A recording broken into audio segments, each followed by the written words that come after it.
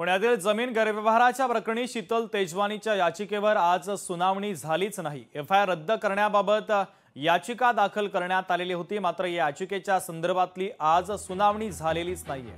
महत्त्वाची बातमी या जमीन गैरव्यवहाराच्या प्रकरणातली आपण पाहतोय। शीतल तेजवानीच्या याचिकेवर आज कोणतीही सुनावणी झाली नाही, तर एफआयआर रद्द करण्यासंदर्भात तिने याचिका केलेली होती। या याचिकेवर आज सुनावणी होणार होती, मात्र आजचीही सुनावणी झाली नाही।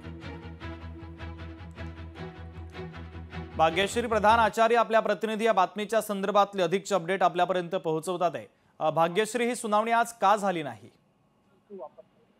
नक्कीच आपण बघतोय की शीतल तेजवानी हिने जो जमिनीचा घोटाळा आहे तो केलेला असल्याचा आरोप तिच्यावर करण्यात आलाय आणि यामध्ये तिने कुलमुख्तारची जी जमीन होती त्याचं पॉवर ऑफ अटॉर्नी घेऊन तिने ती डबल जमीन विकली होती आणि ही जमीन खरं तर आता केंद्र शासनाच्या ताब्यात आहे।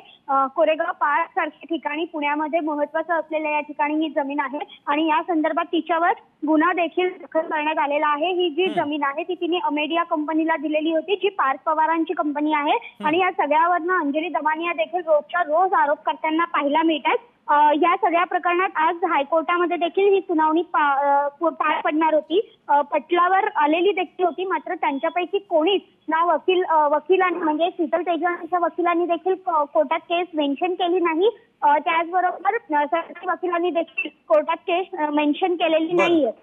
त्यामुळे आज ही जी केस आहे, सुनावणी जी आहे ती झालीच नाही आणि आता पुढची सुनावणी कधी आहे याची तारीख जी आहे ती नंतर कळवण्यात येईल, असं वकील त्यांची जी अत्यंत महत्त्वाचे अपडेट या बातमीच्या संदर्भातले पोहोचवलेले आहेत। तुर्तास धन्यवाद।